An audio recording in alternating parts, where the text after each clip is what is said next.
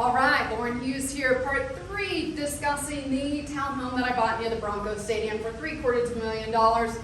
It cost me just over $200,000 to get it. I've been able to achieve a 23% cash-on-cash return, or that's anticipated. I just bought it 2 months ago, but that is the anticipated cash-on-cash return for year 1, which that's hard to do. But now we're going to talk about rent and a little bit more about how I come up with the rental numbers and how I made all of this work together to kind of get these high-end numbers that you're seeing. So the rent for this unit is $4,500 a month. That's a lot. However, I also wanted to say if you follow the 1% rule, which a lot of real estate investors, they live and breathe by this number. I don't care about this number. It's the 1% rule, which basically says that you need 1% monthly to equal your purchase price. If we use that 1% rule, I'm at 0.6%. Now, for what it's worth, that 0.6% is based off this 39 number, not 45. And I'll elaborate why I did that before, because there's a lot of, in real estate investing, there's a lot of massaging numbers, and you can come up with a lot of BS really fast, and that's what a lot of, maybe let's just call them scam agencies do. They massage numbers to make it look really good, and they make it look better than what it really is. However, these are my personal numbers. This is my bank account. Lying to myself isn't going to help anybody. So anyway, the 0.6%, and that's because the market rate for that unit is $3,900. And so that's how I came up with it, and it violated that 1% rule. And one of the reasons why I don't care too much about the 1% rule is, one, I do luxury properties. So we're looking at $750,000 right here. This unit will be over $1 million in the next couple of years. The 1% rule, I believe, was made for units that are around $100,000.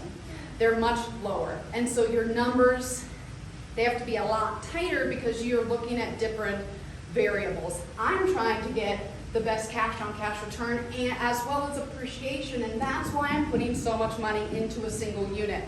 The 1% rule is going to be very hard to achieve in Colorado because everything's so high, and believe me or not, I know you'll probably hate this, house prices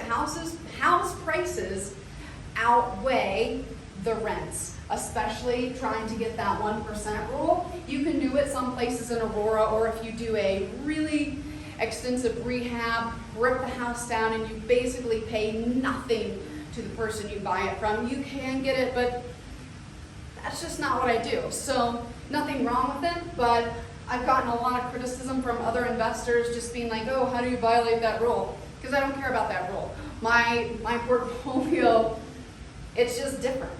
And it's you know, these are very expensive units, so I have a lot more play with the money because my goals are a little bit different.